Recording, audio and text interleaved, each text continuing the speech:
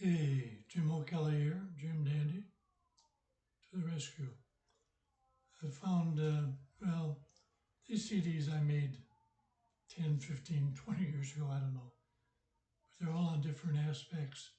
This one is only 11 minutes long, and it's from the book Vaccination Superstition by J.W. Hodge, 1902. So take a look at it, take a listen, share it, copy it, do whatever you want to it.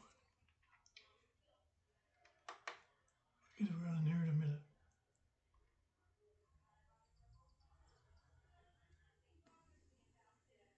This is a report about the unvaccinated versus the vaccinated. The book is The Vaccination Superstition by J.W. Hodge, April 11th, 1902. This is verbatim, word for word. It is upon the evidence presented in the majority report of this commission that Professor Alfred Russel Wallace bases his statements and conclusions, some of which I herewith present. He has critically examined the early test employed by the advocates of vaccination to prove the alleged protective influence of the practice, and has pointed out the fallacy and complete inefficiency of these tests. He has brought together an array of remarkable test cases which illustrate the utter worthlessness of vaccination. Of these crucial tests, I shall be able to present a few. The first is that of Leicester, England, which for the past 20 years has rejected vaccination till it has now almost vanished, and smallpox is almost unknown. The second is that of the Army and Navy, in which, for a quarter of a century, every recruit had been revaccinated unless he had been recently vaccinated or had smallpox. In the first, we have an almost unvaccinated population of nearly 200,000, which, on the theory of the vaccinators, should have suffered exceptionally from smallpox. In the other, we have a picked body of nearly 220,000 men, who, on the evidence of the medical authorities, are as well protected as they know how to make them, and among whom, therefore, smallpox should be almost or quite absent, and smallpox deaths quite unknown. In both, it has been clearly proven that smallpox increased with the increase of vaccination and decreased under sanitation, cleanliness, and hygienic living. After having set forth page upon page of these test cases, Professor Wallace observes, "It is thus completely demonstrated that all the statements by which the public has been gulled for so many years as to the almost complete immunity of the revaccinated Army and Navy are absolutely false. It's all what Americans call bluff. There is no immunity. They have no protection. When exposed to infection, they do suffer just as much as other populations or even more. In the whole of the 19 years, 1876 to 1896 inclusive, unvaccinated Leicester had so few smallpox deaths that the Register General represented the average by the decimal 0.01 per thousand population, equal to 10 per million, while for the 12 years 1878 to 89, there were less than one death per annum. Here we have real immunity, real protection, and it is obtained by attending to sanitation and isolation, coupled with the almost total neglect of vaccination. Neither Army nor Navy can show any such results as this. Now, says Professor Wallace, if there exists such a thing as a crucial test, this of the Army and Navy as compared to Leicester affords such a test. The populations concerned are hundreds of thousands. The time extends over a generation. The statistical facts are clear and indisputable, while the case of the Army and Navy has been falsely alleged again and again to afford indisputable proof of the value of vaccination when performed on adults.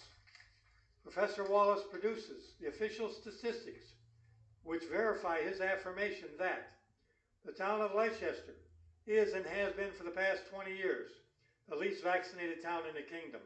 Its average population from 1873 to 1894 was about 2/3 of that of the Army during the same period. Yet smallpox deaths in the Army and Navy were 37 per million, those of Leicester under 15 per million.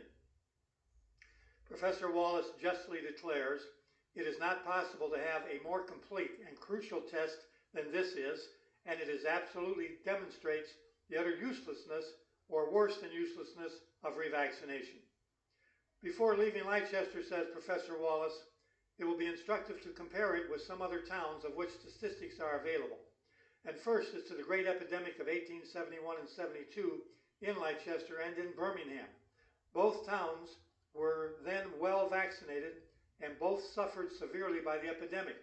Thus, per 10,000 population in Leicester, smallpox cases 327, smallpox deaths 35. In Birmingham, cases 215, deaths 35.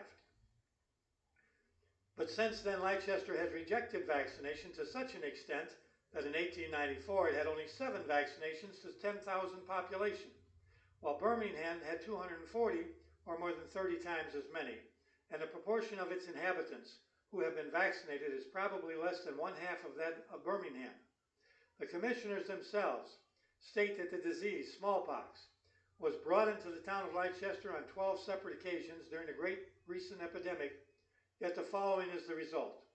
Per 10,000 population, Leicester, smallpox cases 19, smallpox deaths 1. Birmingham, 63 cases, 5 deaths. Here we see that Leicester had less than 1/3 the cases of smallpox and less than 1/4 the deaths in proportion to population than well-vaccinated Birmingham, so that both the alleged protection from attacks of the disease and mitigation of its severity when it does attack are shown not only to be absolutely untrue, but to apply in this case to the absence of vaccination. The last quotation from The Wonderful Century, which I shall here present, is the following.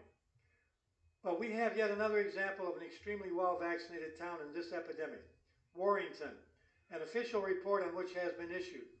It is stated that 99.2% of the population have been vaccinated, yet comparison with unvaccinated Leicester stands as follows.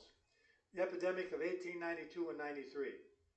Per 10,000 population, Leicester, 19.3 smallpox cases, smallpox deaths 1.4. Warrington, 123.3 cases, 11.4 deaths. Here then we see that in the thoroughly vaccinated town, the cases are more than 6 times and the deaths more than 8 times that of the almost unvaccinated town.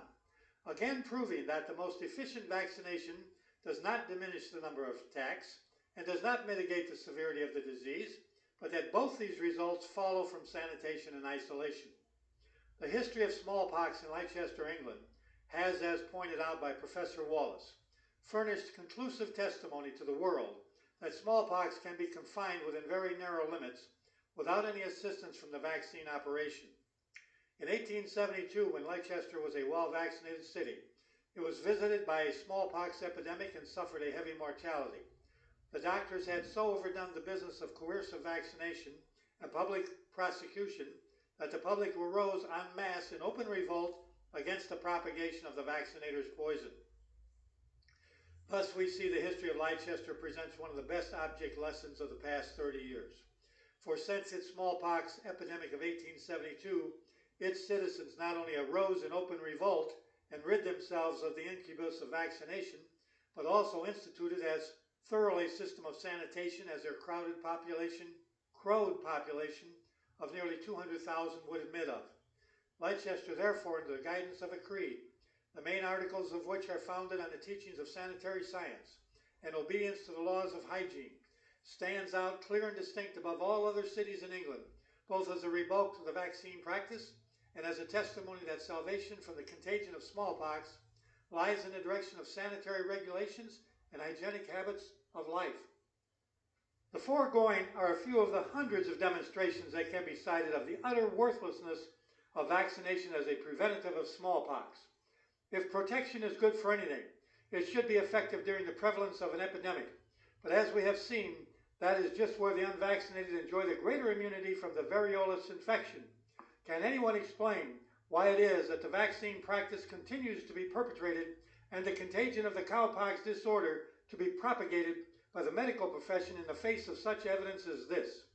Instead of having been instructed by their family physician to observe the laws of health and to avoid the causes of disease, people have on the contrary been taught for a century to rely upon a fetish for immunity from a filth disease. Now folks, that's what you call straight from the horse's mouth. People like this were there. They knew what happened. They knew the truth. And these are the books that have been suppressed from the people today. Those of you that know me say that the foundation of medicine was founded in ignorance and remains in ignorance. Where is medical progress at?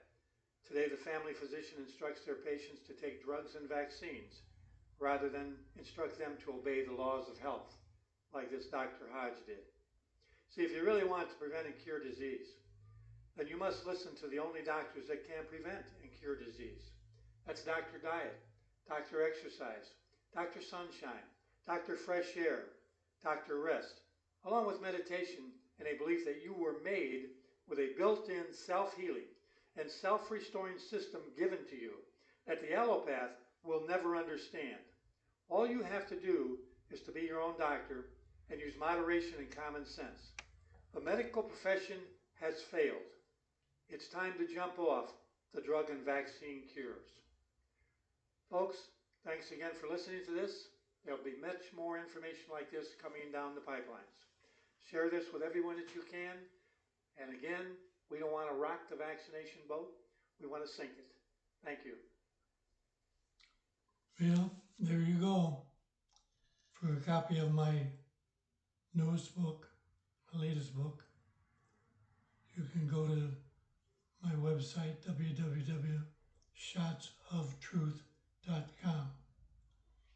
And you can get this in Shots of Truth as a title or Anti-Vaccinators Bible. It's the same book, two different titles, gives you the option of it. So that's it. I'm going to be putting more of these CDs on so that you'll have this to look back on, to copy, to share with somebody else. Whatever you want to do with it.